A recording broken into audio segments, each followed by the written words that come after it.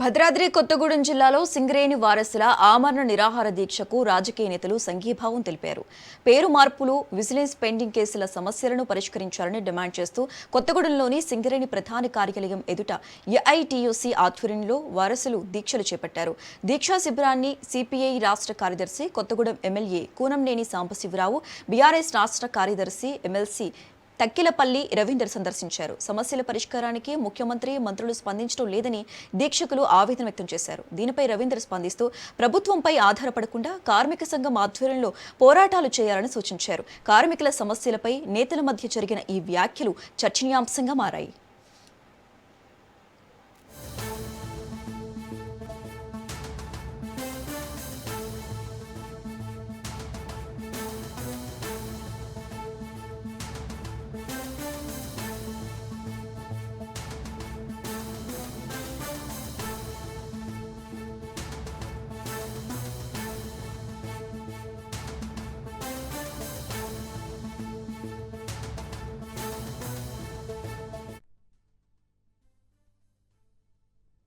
అసెంబ్లీలో అనేక పర్యాయాలు రేజ్ చేశారు ఈ అంశాన్ని. చివరికి ఒక మొదట్లోనేమో జ్యుడిషియల్ ఇన్వాల్వ్మెంట్ అవసరం ఉంది, జ్యుడిషియరీగా ఇబ్బంది అవుతుందని అప్పుడు చెప్పారు.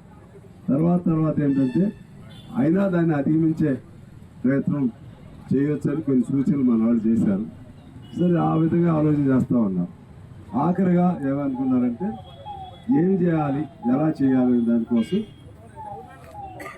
ముగ్గురుతో, వాళ్ళు మీకు తెలిసి ఉంటుంది, అధికారులు ముగ్గురు, ఏఐటీసీ, ఐఎన్టీసీ, వీళ్ళిద్దరూ వాళ్ళొకరు, ఆరుగురితో కమిటీ చేశారు. 1 monthలో ఇది డిసైడ్ చేయాలి. రాత్రి కూడా నేను స్పెసిఫిక్గా మాట్లాడాను. అరే నన్నైతే ఎక్కడా లేదురా నాయన, నా పోలు వాడు ఎత్తడాలే, వీడు ఎత్తడాలే, ముఖ్యమంత్రి ఎత్తడాలి, ఉప ముఖ్యమంత్రి ఎత్తడాలే, నా బాధితాన్ని నర్మగర్భంగా చెప్పిండు.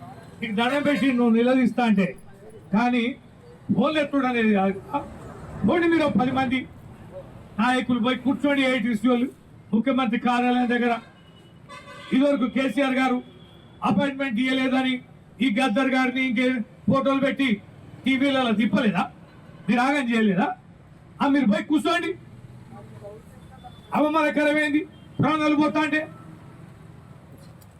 ఆమరణ నిరాహార దీక్ష కూర్చుంటే ఫోన్ చేస్తే తప్పక ముఖ్యమంత్రి దగ్గర పోయి కూర్చోవడానికి నామోషేందుకు మనకి ఇచ్చిన హామీ అమలు